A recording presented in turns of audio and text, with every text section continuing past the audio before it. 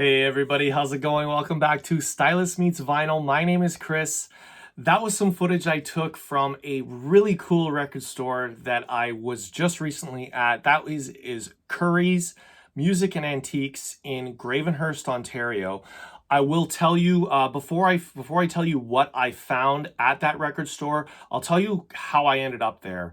I was supposed to go on a VC. We were calling it the Great Canadian VC Summit, which I had done previously in the last 2 years with Brian at Embryonic Robot and Rob at Northern Revolutions. This was going to be our third time doing it. We had set up that we were going to do it in Hamilton this year. So I was planning on, making the trip down. I live about 4.5 hours north of Hamilton, north of Toronto. So I had planned, I'm going to leave at 11. We were saying we're going to be there at 4. And as soon as I left, I kind of felt that something was off because the traffic was a little bit heavier than usual. And usually it's like cruise control all the way down. All you have to do is steer. That's it. This was like a little bit heavier traffic. And I was like, okay, something's interesting here. I hit a road closure. So then it was like down to one lane and you had to wait, and then the light goes and then you get to go through. And so that took a while. And then I got to a point where I was like, I hit an accident. Like there was an accident. There was another road closure. I'm like, okay, I got to message the guys, let them know I'm going to be late. So I messaged Rob, going to be late. Continue on. Hit another accident. This one's got like, there's Canadian Armed Forces members with rifles, and there's a dog, and they're like searching all around where this crash was. I was like, what's going on? Because it's not a common sight to see here in Canada, at least where I am. And, so then we got diverted, like another road closure. We got diverted through all these small little country roads, and there's like big rigs and these tiny little country roads that we're going through, taking forever. So finally, we're close to Gravenhurst, Ontario, which is only around 2.5 hours from me. And it had taken me 5 hours to get there. So now it was 4 o'clock, the time that I was supposed to be in Hamilton to meet the guys. I still had another 2.5 hours to go, where I was like, okay, this is not happening. We need to get some food, and I'm not going to make it to Hamilton. Like 2.5 hours to Hamilton, and then another 2.5 hours to get back to Toronto to sleep at the end of the night. So it was going to be just too much for me to get there. So I ended up calling it. I said, guys, I'm not going to make it. I'm sorry. But the bright side was I knew that there was this really cool record store that I had been to before in Gravenhurst. I'm like, I can salvage this trip. I've got this money that I had allocated to spend with the guys that I'm like, okay, I can now spend here. So I make it into the shop. I go right over. I see they've got their Psych section. I know they keep some really interesting Psych records, and I started flipping through, seeing some really cool stuff that I liked, some titles I was familiar with, some I wasn't, and I thought, well, okay, I'm going to take some risks here. I'm going to make some blind buys because they had some interesting Canadian Psych, and I don't really know anything about Canadian Psych records, and I just like, okay, well, let's get experimental here. So I'll dive in to show you the records that I found and my impressions of them. So the first record I found, or the first one I saw that I thought, okay, I'm going to take a chance on, this was The Haunted. And this is a 1967 album from The Haunted band from Montreal.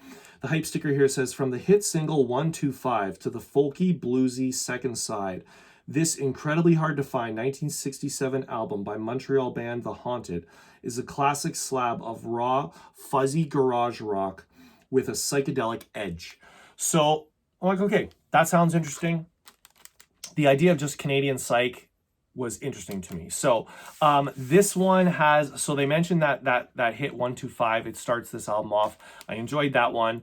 There is a cover of Sam Cooke's Shake on here, which is interesting. Like they turned it into like a garage cover. It's got that line, shaken like a bowl of soup, I thought was interesting. There's an original on here called Horror Show, another one called Untimey, which I liked, and then there's a song called Out of Time, which is a Rolling Stones cover. And this one's actually interesting too, because this is a From Return to Analog, numbered out of 1,000, and this is number 28. So I thought that was pretty cool. So that was a nice, okay, like that was a cool find. I enjoyed that one. Garage, Canadian Psych Garage. Cool. On to the next one. So this one I saw, this is the 49th parallel. I won't read the hype sticker because it's pretty lengthy, but this is from 1969, and anybody who knows their geography in North America will know that the in the west of Canada, there's that 49th latitude line that separates the United States from Canada. So the 49th parallel is where Canada begins, and this had this this sleeve on it. The owner had written Essential Canadian Garage bestseller. So at that point, I'm like, okay, well, I have to get this one. It's Essential Canadian Garage bestseller. Why not? So my impressions of this one, I really liked this one. This was really cool as well. It reminded me a little bit of like Sgt. Pepper's. Think of like Being for the Benefit of Mr. Kite. That type of song was really interesting. And there's a couple songs on here that really caught my eye, and I really enjoyed. One of them is The Magician, and another one called Lazarander Filchi. Really cool. Yeah, like this was a really nice find. That is from Lion Records, the pressing. And so okay, 2 out of 2, great. Now, the next one here, this is called Smile. This is from 1971. This is a band from, I want to say either Brampton or Brantford. I can't remember which. But this is from Ontario, a band from Ontario.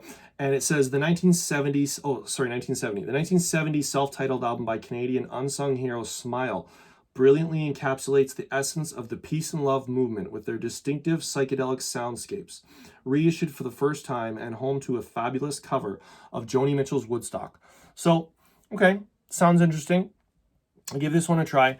And if I'm being honest, this is one that I wouldn't, if I, like I would not have bought it if now that I've listened to it, no. I mean, it's not bad, but it just wasn't exactly what I was expecting. This reminds me a lot of like Chicago.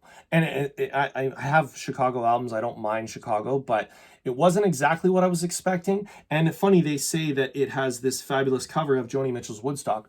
I would actually say that it's a cover of CSNY's cover of Joni Mitchell's Woodstock, because it sounds a lot like the CSNY version, which if you know Joni Mitchell's version, it doesn't sound like that CSNY version. So this one, if I had to do it again, I probably would have left it in the shelf. It's good, it's fine, but it just didn't really meet my expectations.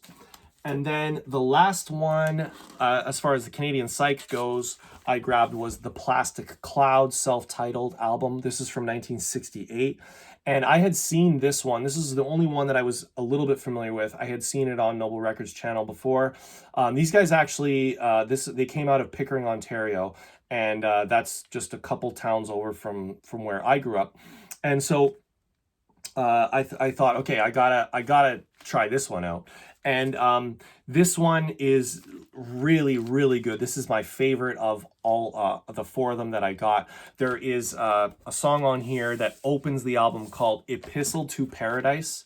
And if you search that one, stream it. If you don't like that song, then you won't like the rest of this album, but you'll get a good idea about like what this album sounds like. Really good Psych, like feels good, just feel good Psych. Yeah, it's just really good. So the last album I found, this is not Canadian Psych. This is a new release from this year. One that I kind of had my eye on, that I figured I would pick up on this road trip, and that was Jack White, No Name, from 2024.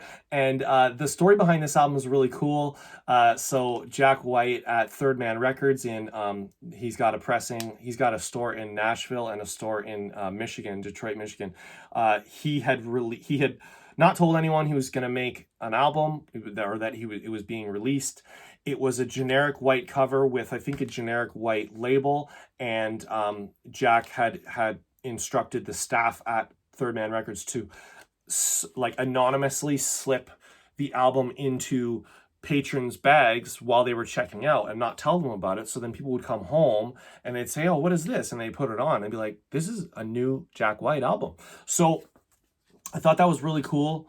Very Jack White. And so this is obviously not one of those versions. I had to buy this at a regular store, but really cool album. This is like a return to a lot of like Jack White, White Stripe type of stuff. There is, so this has only 3 songs that are longer than 4 minutes. And the longest song on the album is 4 minutes and 11 seconds. So a lot of the songs are really short, very punchy, really good guitar riffs, like in, out, and they're energetic songs. There is a song on here, my favorite on here, which is track 3, which is called, no, wait, sorry, it's not track 3, track 4. It's Rough on Rats, if you're asking. That's my favorite on the album. The single off this one is That's How I'm Feeling, also a really good one. But yeah, so that was the 5 albums that I picked up at this Gravenhurst record shop. I was able to salvage the trip. 4 out of 5 I'm really happy with. The 5th one, I'll keep it around, but I'm not sure how much. I mean, honestly, I just feel like if I want something that sounds like that, I'm just gonna play Chicago. That's just me. Anyways, if you guys enjoyed this album or this video, consider giving it a like, consider subscribing to the channel for more videos just like this. And whatever you do, make sure you come right back here where Stylist meets vinyl. Thanks, everybody. See you soon.